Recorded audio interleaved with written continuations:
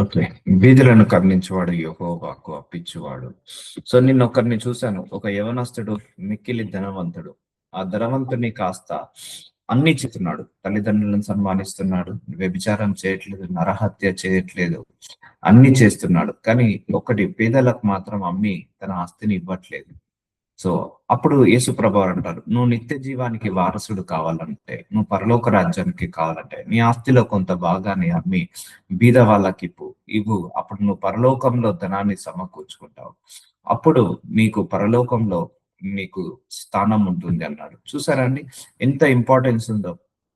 చాలా మందికి ఉండదు, ఇవ్వడానికి మనసు ఉండదు. ఇచ్చే మనసుగా మారండి. ఎందుకంటే ఆశించే మనసు ఉండకండి. ఎవరి దగ్గర నుంచి ఏమీ ఆశించకండి.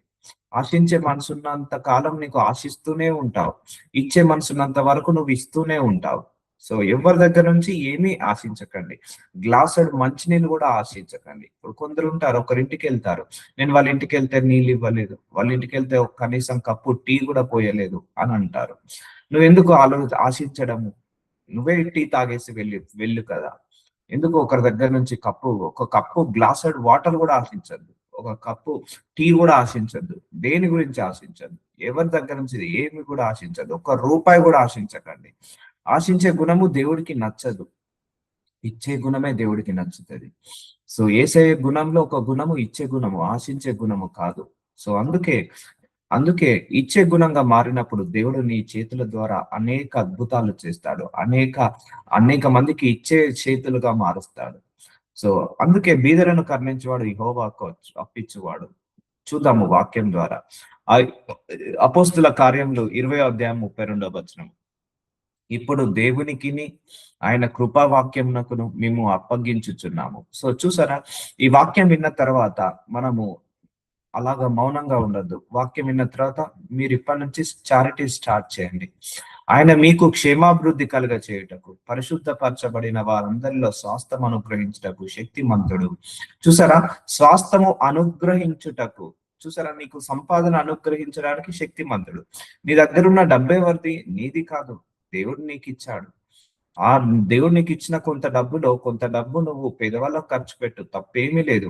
నీకు ఇచ్చిన కొంత డబ్బులో ఆ డబ్బు నువ్వు దైవజనులకు ఇవ్వు, తప్పేమీ లేదు. అది దేవుడు నీకు శక్తిని ఇచ్చాడు. సో ఇంకా ఇస్తాడు, దేవుడు నీకు ఇంకా శక్తిని ఇస్తాడు. అందుకే కృపావాక్యమును మేము అప్పగించుచున్నాము. కృపలాగా ఉండాలి. మనందరం కృపాకాలంలో ఉన్నాం, కనికరంలో ఉండాలి. ఆయన మీకు క్షేమాభివృద్ధి కలగజేయుటకు. సో ఆయన మనందరికీ కూడా క్షేమాభివృద్ధిని కలగచేయటకు, క్షేమంలో అభివృద్ధి చేయుటకు. అంటే నువ్వు ఎంత చారిటీ చేస్తే అది నీకే క్షేమం అండి. పరిశుద్ధపరచబడిన వారందరిలో స్వాస్థము అనుగ్రహించుటకు శక్తిమంతుడు. సో మనందరినీ పరిశుద్ధపరుస్తున్నాడు దేవుడు. స్వాస్థము, నీకు భాగ్యాన్ని అనుగ్రహించడంలో దేవుడు శక్తిమంతుడు. సో నువ్వు ఇస్తూ ఉండు, దేవుడు కూడా నీకు ఇస్తూనే ఉంటాడు. సో అందుకే ఇవ్వుడి నీకు ఇవ్వబడును అంటాడు దేవుడు. సో నువ్వు ఇవ్వకుండా నీ దగ్గరే దాచిపెట్టుకున్నావు అనుకో, మళ్ళీ నీకు ఇవ్వబడవు. ఎందుకంటే ఫైనాన్షియల్ మిరాకిల్స్ జరిగేది ఇలాగే. సో చెప్పాను, నేను చాలా సందర్భాల్లో చెప్పుకుంటూ వచ్చాను, ఇవ్వడంలో ఎన్ని గొప్ప లక్షణాలు ఉన్నాయో, ఎంత గొప్ప ఆశీర్వాదం ఉందో. ఇవ్వడంలో చాలా గొప్ప ఆశీర్వాదాలు ఉన్నాయి. ఎవని వెండినైనను బంగారంనైనను వస్త్రములైనను ఆశింపలేదు. చూసారండి, అపోస్తుల కార్యం 20వ అధ్యాయం 33వ వచనం. ఎవరిది ఆశించద్దండి. నిజంగా ఆశించే గుణము చాలా దరిద్రపు గుణము. ఆశించే గుణం చాలా చెత్త గుణము. మీ తల్లిదండ్రుల ఆస్తి కూడా ఆశించకండి.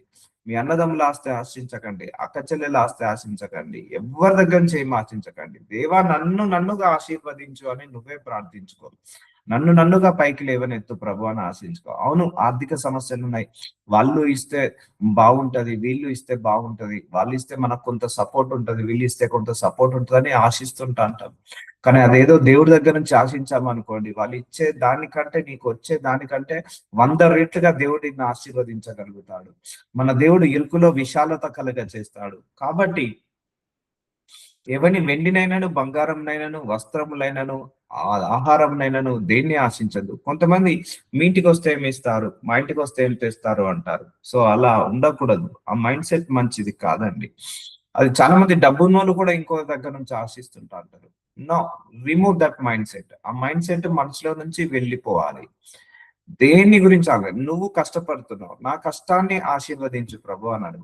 నాకే 2 శాలరీలు దయచేయి ప్రభు, నా ద్వారా ఇంకా అనేక అనేక మందిని పెట్టే స్థాయిలో పెట్టు ప్రభు అని అడగండి, దేవుడు తప్పకుండా పెడతాడు. సో ఎవరి దగ్గర నుంచి ఏమీ ఆశించద్దు. ఈ గుణం ఎవరి లోపలైనా ఉంటే తీసేసుకోండి. మంచి గుణము కాదు ఇది. ఆశించే గుణం మంచి గుణం కాదు. ఆశించుకునే గుణం ఉన్నన్ని రోజులు నువ్వు ఆశిస్తూనే ఉంటావు, ఆశిస్తూనే ఉంటావు. సో నువ్వు ఇచ్చే గుణాన్న వచ్చినప్పుడు నువ్వు ఇస్తూనే ఉంటావు. నీ గుణం ఎలా ఉంటుందో మన బ్రతుకు అలాగే ఉంటది. సో ఒకవేళ మనకు ఇచ్చే గుణం వచ్చింది అనుకోండి, అప్పుడు దేవుడు కూడా నిన్ను ఆ లెవెల్లో ఆశీర్వదిస్తాడు. ఆశించే గుణం ఉన్నది అనుకోండి, ఆ లెవెల్లోనే నువ్వు ఉండిపోతావు. నువ్వు ఇచ్చే గుణాన్ని దేవుడు ఎప్పుడైనా ఆశీర్వదిస్తాడు, కానీ ఆశించే గుణాన్ని ఆశీర్వదించాడు. నా అవసరముల నిమిత్తము, నాతో ఉన్న వారి నిమిత్తము నా చేతుల కష్టపడినవన్నీ మీకే తెలియను. సో చేతులతో కష్టపడదాము, మనం కష్టపడదాము.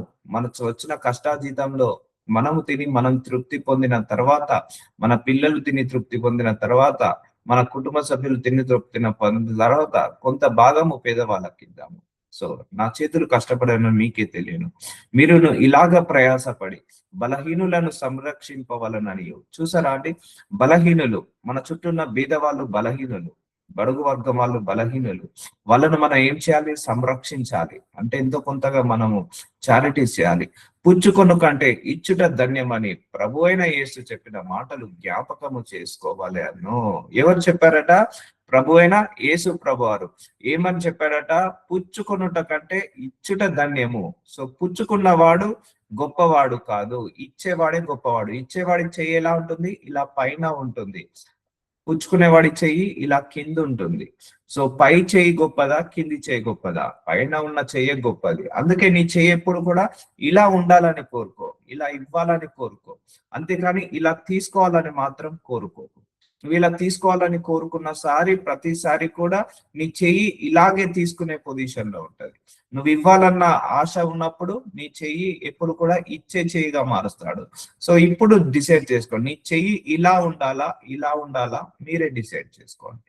సో ఇలా ఉండాలంటే ఆ గుణం ఉండాలి, ఇలా ఉండాలంటే ఆ గుణం ఉండాలి, ఇలా ఉండాలంటే ఇచ్చే గుణం ఉండాలి, ఇలా ఉండాలంటే పుచ్చుకునే గుణం ఉండాలి.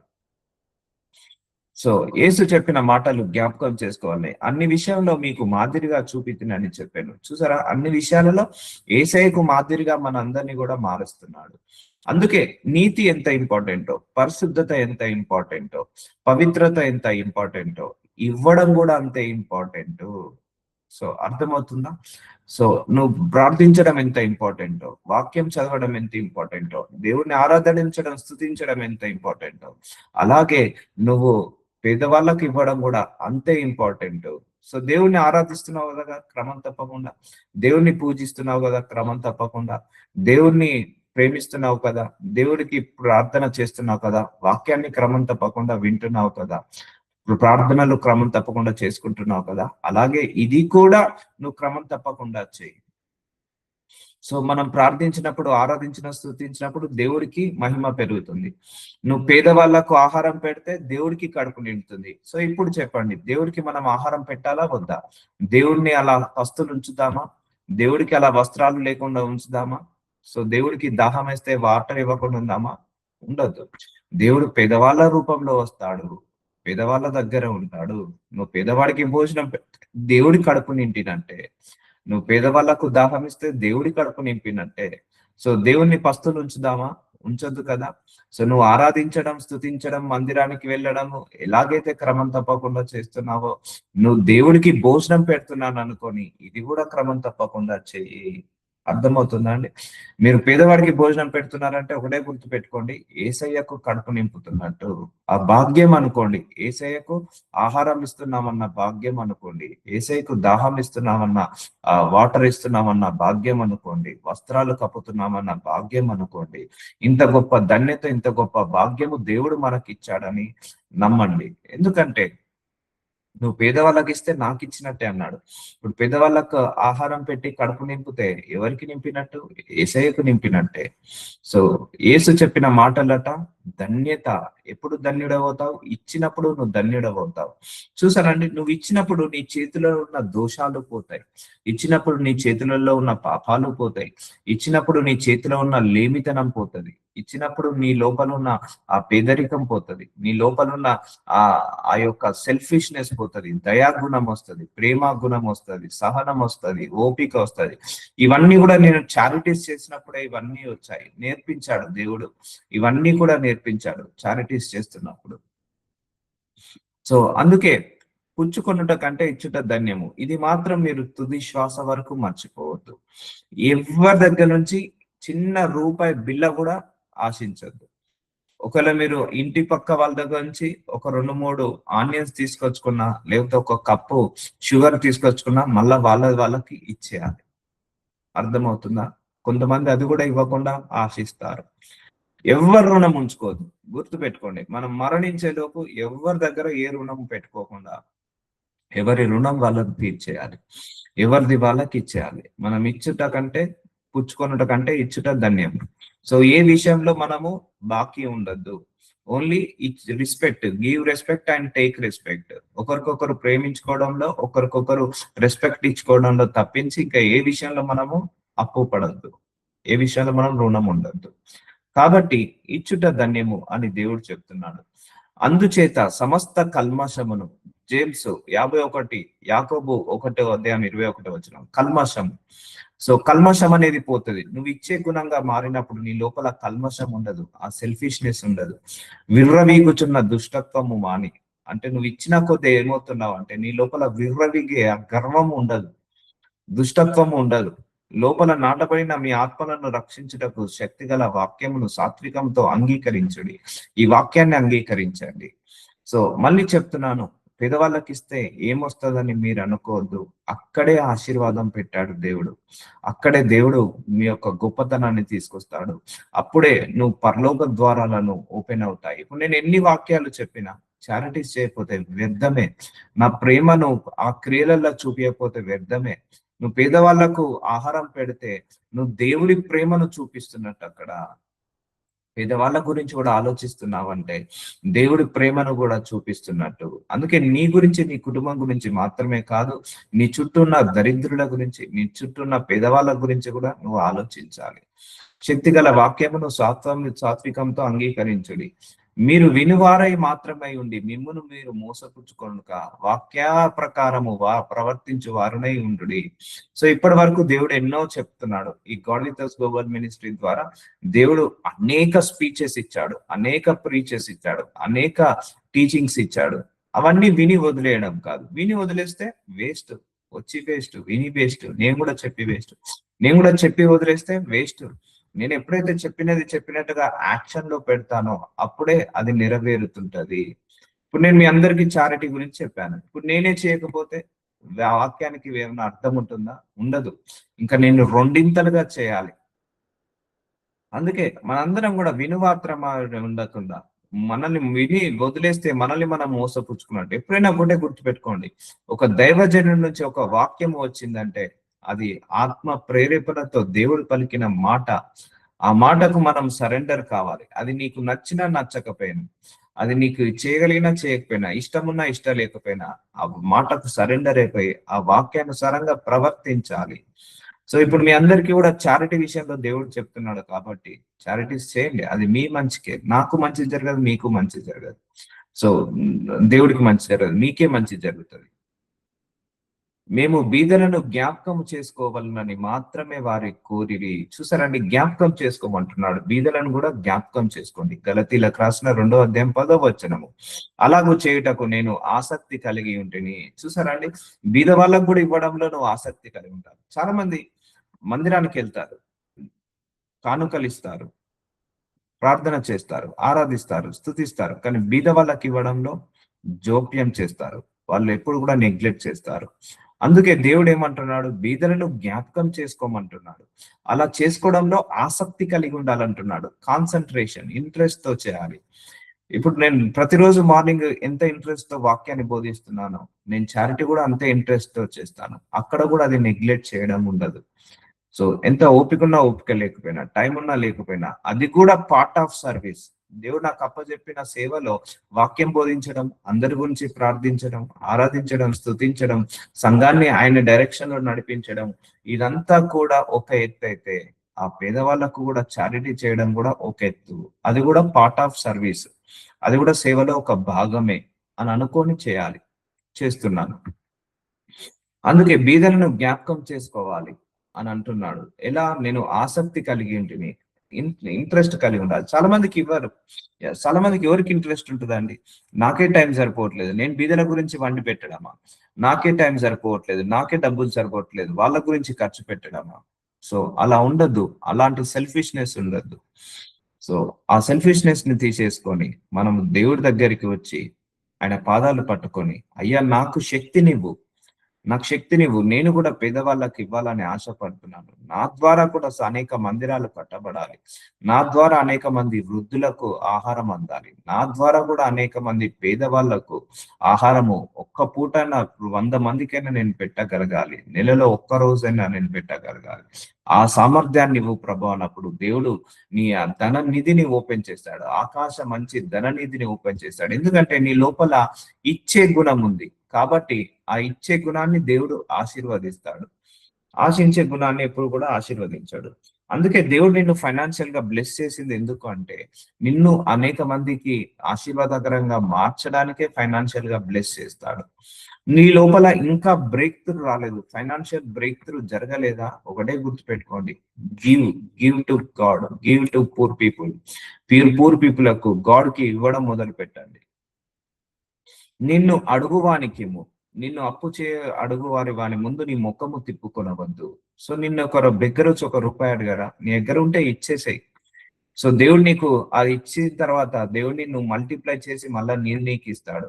నీ ముఖము తిప్పుకొనవద్దు. సో ఎందుకంటే చాలా మంది ముఖం తిప్పుకుంటారు. దగ్గర వస్తున్నాడంటే వాడిని అసహించుకున్నట్టు వెళ్ళిపోతారు. దగ్గర వస్తున్నాడంటే కొంతమంది భయపడి పారిపోతారు. అమ్మో వీళ్ళకి ఇవ్వాల్సి వస్తుందేమో, అమ్మో వీళ్ళు వదలరేమో. ముఖం తిప్పుకోవద్దు. నీ దగ్గర ఉంటే కొంత ఇచ్చేసేయి. ఆ ఇచ్చేటప్పుడు దేవుడు చూస్తాడు. చూసి నువ్వెంతైతే ఇచ్చావో మళ్ళీ దేవుడు నీకు తిరిగి ఇస్తాడు. సో నిన్ను అడుగువానికిము, వాని నుండి నీ ముఖము తిప్పుకొనవద్దు. ముఖం తిప్పుకోవద్దండి. ఎంతో కొంత కాయిన్స్ ఉంటే కాయిన్స్ ఇవ్వండి, ఎంతో కొంత ఇవ్వండి, కానీ ఇవ్వకుండా అయితే ఉండొద్దు. అందుకే ఈ రోజు నుంచి మీరు అందరూ చారిటీలు ఎంతో కొంత అయితే చేయండి, కానీ చేయకుండా అయితే ఉండకండి. ఎంతో కొంత మీరు 1% చేశారా, దేవుడు 10% ఆశీర్వదిస్తాడు. 10% చేశారా, 50% ఆశీర్వదిస్తాడు. 50% చేశారా, 100% ఆశీర్వదిస్తాడు.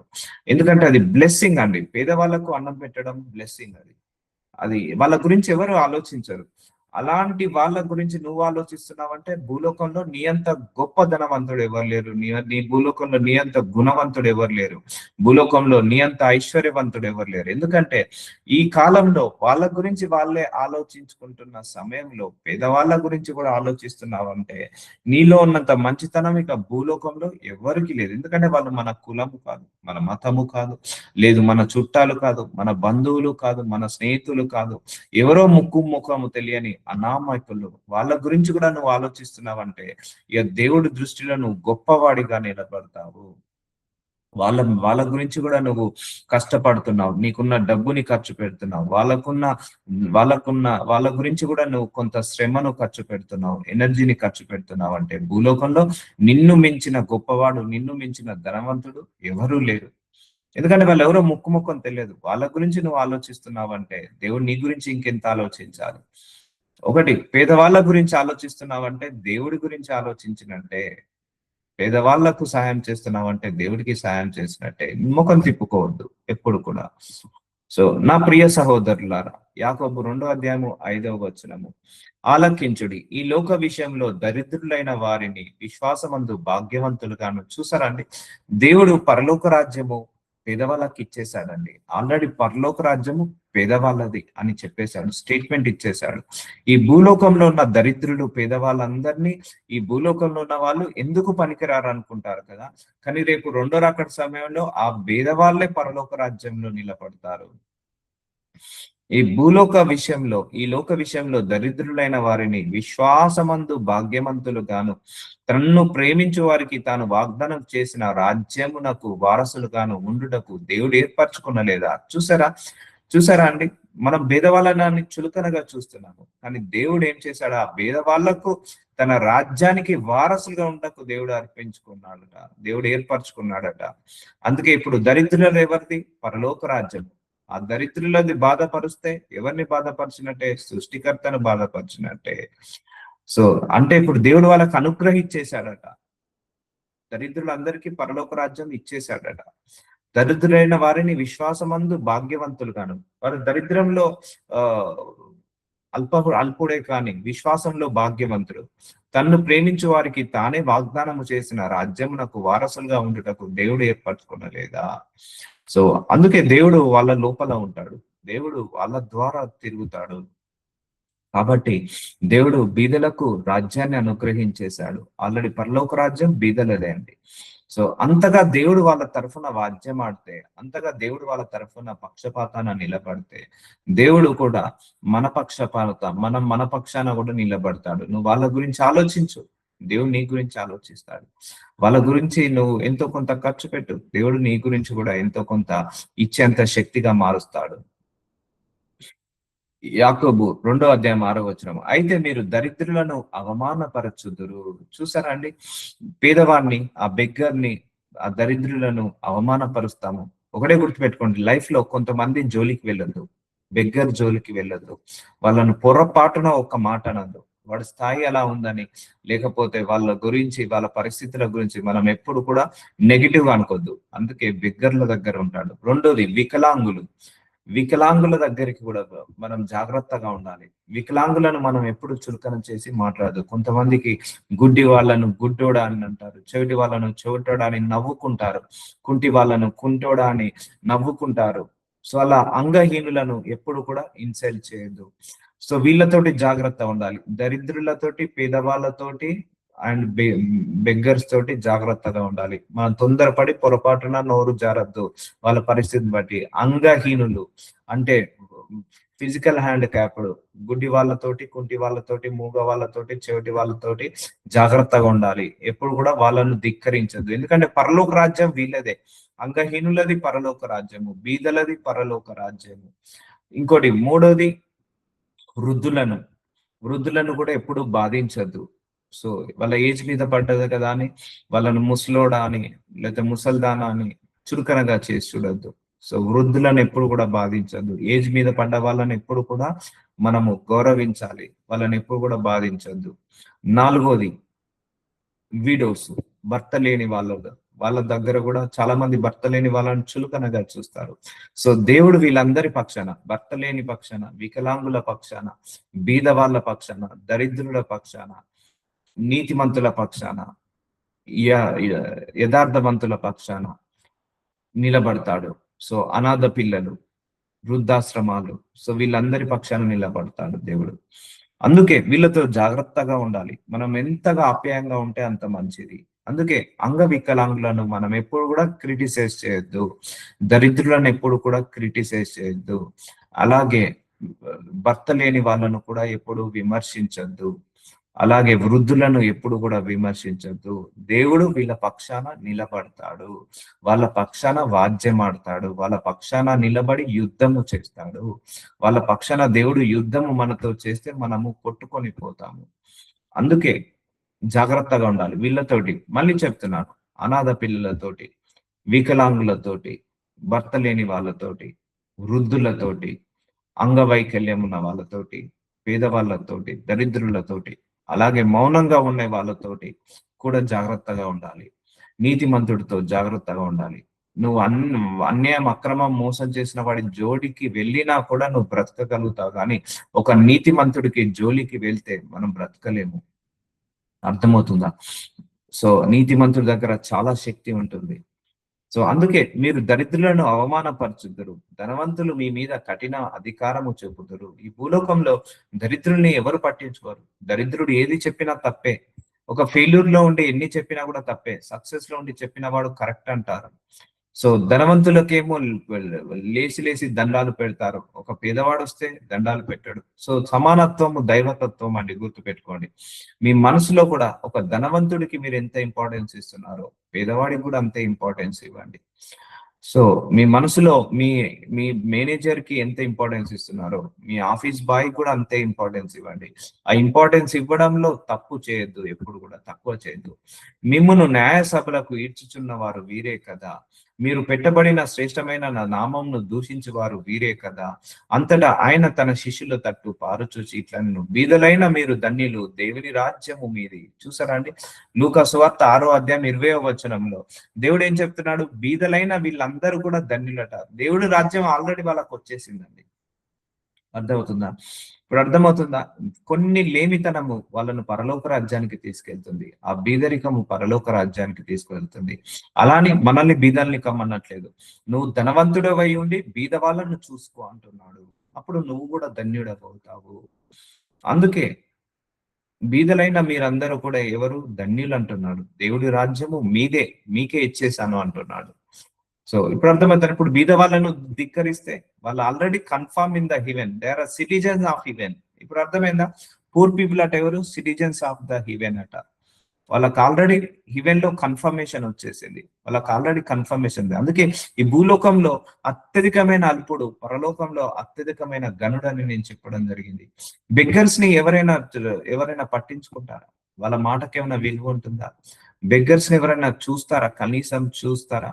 కానీ దేవుడు ఏం చేస్తున్నాడు? వాళ్ళకు పరలోక రాజ్యాన్ని ఇచ్చేసాడట. ఎందుకంటే భూలోకంలో వాళ్ళ అత్యధికమైన అల్పులు, అత్యధికమైన సల్పులు, అత్యధికమైన ఎన్నిక లేని వాళ్ళు. అలాంటి వాళ్ళు పరలోక రాజ్యంలో ఎన్నిక కలిగిన వాళ్ళట. దేవుని రాజ్యము వాళ్ళదే. సో అందుకే దేవుడు మన ఆశీర్వాదాన్ని కొంత ఖర్చు పెట్టాలి వాళ్ళకి. ఇప్పుడు ఆకలి గురించున్న మీరు ధన్యులు. సో చూసారండి, ఇప్పుడు ఆకలితో ఉన్న వాళ్ళందరూ కూడా ధన్యులు, మీరు తృప్తి పరచబడతారు. ఎందుకంటే రేపు రెండో రాకడ సమయంలో పరలోక రాజ్యము వాళ్ళకు అప్పగించబడుతుంది. ఎందుకంటే భూలోకంలో వాళ్ళు అన్ని అష్ట కష్టాలు పడ్డారు కాబట్టి పరలోకంలో సుఖాల సౌఖ్య భోగాలు అనుభవిస్తారు. ఇప్పుడు ఏడ్చుచున్న మీరు ధన్యులు, మీరు నవ్వుదురు. అంటే ఇప్పుడు ఏడ్చుతున్న వాళ్ళందరూ కూడా రేపు పరలోక రాజ్యం వచ్చినప్పుడు వాళ్ళు నిత్య నవ్వుతూ ఉంటారు, సంతోషం ఉంటుంది, ఆనందం ఉంటుంది, నిత్య నవ్వుదురు ఉంటారు. సో చూసారా అండి ఎంత ఇంపార్టెన్స్ ఉందో? ఇలాంటి వాళ్ళ గురించి నువ్వు ఆలోచిస్తున్నావంటే ఇక దేవుడు నిన్ను ఎక్కడికో తీసుకెళ్తాడు. ఇలాంటి వాళ్ళ గురించి నువ్వు ఆలోచిస్తున్నావంటే దేవుడు నిన్ను ఎంతగా ఆశీర్వదించాలో అంతగా ఆశీర్వదిస్తాడు. ఏడ్చుచున్న మీరు ధన్యులు, మీరు నవ్వుదురు. మనుష్య కుమారుని నిమిత్తము మనుషులు మిమ్మల్ని ద్వేషించి వెలివేసి నిందించి మీరు చెడ్డపైన కొట్టిపోయినప్పుడు మీరు ధన్యులు. సో మనం దేవుని నమ్ముకుంటున్నామని చాలా మంది విమర్శిస్తే మనం బాధపడద్దని గుర్తు పెట్టుకోండి. దేవుని నమ్ముకుంటున్నామని దూరం పెట్టిన, దేవుని నమ్ముకుంటున్నామని విమర్శించిన, దూషించిన మనం ఎప్పుడు కూడా బాధపడద్దు. ఎందుకంటే మనుష్య కుమారుని నిమిత్తము మనుషులు మిమ్మల్ని ద్వేషించి వెలివేసి నిందించి మీరు పేరు చెడ్డదాన్ని కొట్టివేయినప్పుడు మీరు ధన్యులు. చూసారా అండి, ఇక్కడ మనల్ని దేవుని నమ్ముకున్నామని దూరం పెట్టిన, దేవుని నమ్ముకున్నామని అంటరాని వారిలాగా చూసిన, దేవుని నమ్ముకున్నామని మనల్ని తక్కువ చేసి చూసిన అస్సలు బాధపడద్దు, సంతోషంగా ఉండాలి. ఎందుకంటే ఇక్కడ కూడా ఒక ఆశీర్వాదం పెట్టాడు. నువ్వు నా నామ ధరించుకొని అవమానపరచబడ్డావు కదా, అయితే పరలోక రాజ్యము నీదే అంటాడు. ఆయన నామం నిమిత్తము నిందపడిన, ఆయన నామం నిమిత్తము మనం ఒక చెడ్డ మాట పడిన, నిందలు పడిన, అవమానాలు పడిన మనందరికి కూడా దేవుడు పరలోక రాజ్యాన్ని అనుగ్రహిస్తాడు. కొట్టివేయబడినప్పుడు మీరు ధన్యులు. ఆ దినమందు మీరు సంతోషించి గంతులు వేయుడి. చూసారా, ఈ రోజు మిమ్మల్ని ఎవరైనా విమర్శించారు యేసయ్య నామం నిమిత్తం, నువ్వు సంతోషించి గంతులు వేయమంటున్నాను. ఇదిగో మీ ఫలము పరలోకమందు గొప్పదై ఉండును. చూసారా, పరలోకమందు మన ఫలము గొప్పదై ఉండును. వారి పితరులు ప్రవక్తలు అదే విధముగా చేసిరి. అందుకే నువ్వు దేవుని నమ్ముకున్నావని ఎవరు నిన్ను విమర్శించినా, నిందించినా, నిందించినా బాధపడకు. ఎవరు నిన్ను అంటరానితనంగా చూసినా బాధపడకు. ఎవరైనా నిన్ను దూరం పెట్టినా బాధపడకు. ఎందుకంటే ఆ రోజే నీకు పరలోకంలో అత్యధికమైన ఫలము ఉంటుంది, అత్యధికమైన ప్రతిఫలం ఉంటుంది. సో అందుకే నువ్వు దేవుని నమ్ముకొని అందరి చేత విమర్శించబడినా అది నీకు గొప్ప ధన్యతని ఇస్తాడు. ఎందుకంటే నువ్వు నన్ను నమ్ముకున్నావు కాబట్టి నువ్వు ఈ అవమానం పొందావా, అయితే నా రాజ్యంలో నీకు ఫలము అనుగ్రహిస్తాను అంటున్నాడు. సో కాబట్టి డోంట్ వరీ ఫర్ ఎనీథింగ్. అయ్యో ధనవంతులారా, మీరు కోరిన ఆదరణ మీరు పొంది ఉన్నారు. సో ఇప్పుడు ధనవంతులు వాళ్ళు సుఖ భోగ్యాలతో, అష్టైశ్వర్యాలతో వాళ్ళు తిరుగుతారు. చాలా మందికి ధనం ఉంటది కానీ ఇచ్చే గుణం ఉండదు. చాలా మందికి ధనం ఉంటది, సహాయం చేసే గుణం ఉండదు. చాలా మందికి ధనం ఉంటది, వాళ్ళ దగ్గర పిసినారితనం ఉంటది. సో అలాంటి వాళ్ళు ఆదరణ మీరు పొంది ఉన్నారు. అంటే ఈ భూలోకంలో మీరు మంచిగానే ఉన్నారు. కానీ అయ్యో ఇప్పుడు కడుపు నిండి ఉన్న వారులారా మీరు ఆకలి గొందురు. అయ్యో ఇప్పుడు నవ్వుచున్న వాళ్ళారా మీరు దుఃఖించి ఏడ్తురు. సో ఇప్పుడు ఎవరు బీదలను పట్టించుకోకుండా వాళ్ళే ఎంజాయ్ చేస్తున్నారో వాళ్ళందరికీ కూడా ఒకప్పుడు పరలోక రాజ్యానికి వెళ్లకుండా ఇలా ఉండగలుగుతారు అని అంటున్నారు. అందుకే భూలోకంలో అత్యధికంగా కష్టాలు పడ్డవాడు, భూలోకంలో అత్యధికంగా శ్రమలు పొందినవాడు పరలోక రాజ్యంలో గొప్పవాడండి, గుర్తుపెట్టుకోండి. అందుకే నాకెందుకు ఈ కష్టాలు, నాకెందుకు ఈ బాధలు, నాకెందుకు ఈ అవమానాలు, నాకెందుకు ఈ నిందలు అనుకుంటావు, నాకెందుకు ఈ దుఃఖము, నాకెందుకు ఈ ఏడుపు అనుకుంటావు. సో ఇవే నిన్ను పరలోక రాజ్యానికి తీసుకెళ్తాయి. అందుకే దేవుడు ధనవంతుల పక్షాన కాదు పేదవాళ్ళ పక్షాన ఉంటాడు. మీరు దుఃఖించి ఏడ్తురు. మనుషులందరూ మిమ్మల్ని కొనియాడినప్పుడు మీకు శ్రమ. వారి పితరులు అబద్ధ ప్రవక్తలు అదే విధంగా చేసిరి. సో మనందరము దేవుడి మెప్పు పొందాలి. అందుకే do something for poor people. So నువ్వు మనుషులు కొనపాడైనప్పుడు శ్రమ నువ్వు మనుషులకు కనపడాలని చేయకు. గుర్తు పెట్టుకోండి, మళ్ళీ చెప్తున్నాను, నువ్వు సైలెంట్ గా చెయ్యి. ఒక 10 మందికి పబ్లిసిటీ చేయాలని, 10 మంది చేత చప్పట్లు కొట్టించుకోవాలని, 10 మంది చేత సన్మానం చేయాలని అని అనుకోకు. ఎప్పుడైనా కూడా మనుషులకు కనపడద్దు నువ్వు చేసే సహాయము కానీ, నువ్వు చేసే దానము కానీ, నువ్వు చేసే ధర్మము కానీ మనుషులకు కనపడద్దు, మనుషులకు వినపడద్దు. కనపడాల్సిందల్లా దేవుడికి ఒక్కడికే, వినపడాల్సిందల్లా దేవుడికి ఒక్కడికే. అప్పుడే నీకు ఆ ప్రతిఫలం రాదు. నువ్వు చేసిన ప్రతి పని మనుషులకు తెలిసిందనుకోండి, శ్రమలు వస్తాయి మనకు. అపవాది అలాంటి శోధనలు తీసుకొస్తాడు. అందుకే సీక్రెట్ గా చెయ్యి, దేవుడు కూడా నీకు సీక్రెట్ గా రివార్డ్ ఇస్తాడు. మనుషు కలబడబడాలని వారి ఎదుట మీ నీతి కార్యము చేయకుండా జాగ్రత్త పడుడి. సో మత్తయి సువార్త 6వ అధ్యాయం 1వ వచనం. నువ్వు 10 మంది ఉన్నప్పుడు ఇవ్వమాక, ఎవ్వరు లేనప్పుడు ఇవ్వు. అర్థమవుతుందా? నువ్వు చేసే చారిటీ కావచ్చు, నువ్వు చేసే దాన ధర్మాలు కావచ్చు, మనుషులకు కనబడగలని, అంటే మనుషుల చేత నేను చెప్పించుకోవాలి, మనుషుల ముందు నేను గ్రేట్ అనిపించుకోవాలి, మనుషుల చేత నేను షాల్వా కప్పించుకోవాలి, మనుషుల చేత నేను దండం పెట్టించుకోవాలి, దండలు వేయించుకోవాలి అని అనుకున్నప్పుడు జాగ్రత్తగా ఉండండి. అది మీకు ఆశీర్వాదకరంగా కాదు. ఎవరికి ఇది తెలియకుండా సీక్రెట్ గా ఇవ్వండి. మనుషులకు కనబడవలనని వారి ఎదుట మీ నీతి కార్యము చేయకుండా జాగ్రత్త పడుడి. లేని ఎడల పరలోకమందున్న మీ తండ్రి మీరు ఫలము పొందరు. చూసారా, నీకు దేవుడి దగ్గర నుంచి ఏ రివార్డు రాదు. సో అందుకే ఎవరికి చెప్పుకోమాక. నువ్వు చేసే రివార్డ్స్, నువ్వు చేసే చారిటీస్ ఎవరికి కూడా చెప్పకు, సీక్రెట్ గా ఉంచుకో. అప్పుడే నీకు దేవుడి దగ్గర నుంచి ఏమొస్తుంది? ప్రతిఫలం వస్తుంది. కొంతమంది 1 రూపాయి ఇస్తారు, 100 మందికి చెప్తారు. కొంతమంది 100 రూపాయలు ఇస్తారు, ఒక్కరికి కూడా చెప్పారు. కొంతమంది ఒకరికి సాయం చేస్తారు, 100 మందికి చెప్తారు. కొంతమంది 100 మందికి సాయం చేస్తారు, ఒక్కరికి కూడా చెప్పరు. సో ఇది నిజమైన గుణం. నిజంగా మనస్ఫూర్తిగా చేసేవాడు ఎప్పుడు కూడా చెప్పుకోడండి.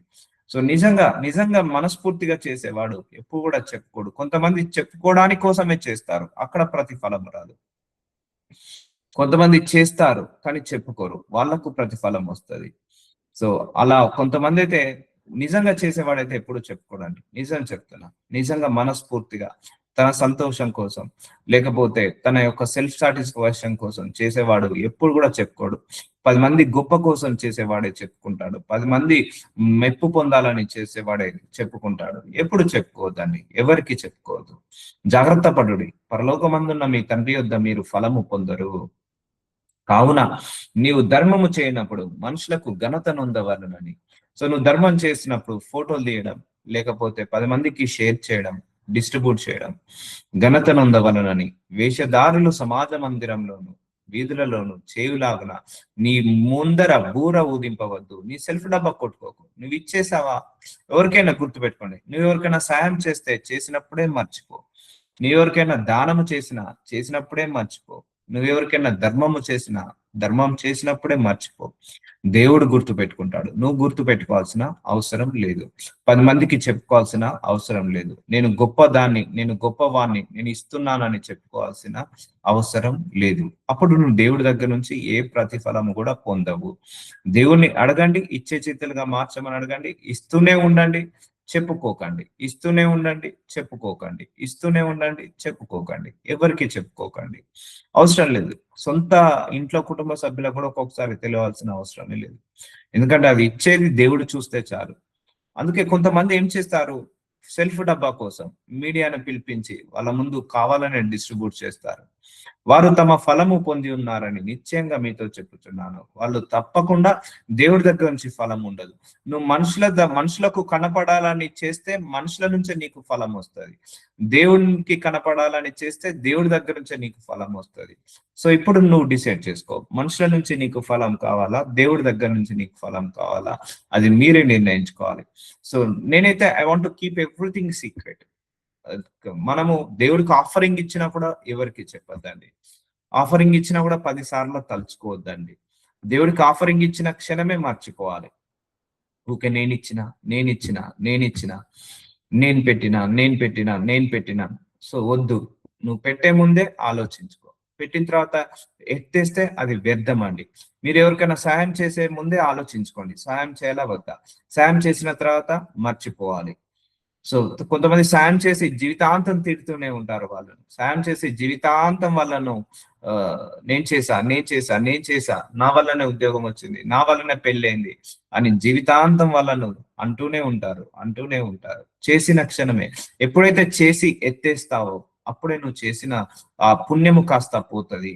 నువ్వు ఎప్పుడు కూడా ఎత్తేవేయద్దు, ఎప్పుడు కూడా అనొద్దు. కొంతమంది సాయం చేస్తారు, చేసిన నెక్స్ట్ మినిటే ఎత్తేస్తారు. అది వాళ్ళకు సహాయం చేసి కూడా వ్యర్థం అవుతుంది. కొంతమంది ధర్మాలు చేస్తారు, చేసి మీడియాకి ఇస్తారు ఫొటోస్, వీడియోస్ గొప్ప చెప్పించుకోవాలని. అది వేస్ట్ అయిపోతుంది. అందుకే నీ ఫలము పరలోకం నుంచి రావాలి అంటే నువ్వు దానం చేసిన, ధర్మం చేసిన, సహాయం చేసిన ఎవరి దగ్గర నుంచి ఏమి ఎక్స్పెక్ట్ చేయకు, అండ్ ఎవరికి కూడా చెప్పకు.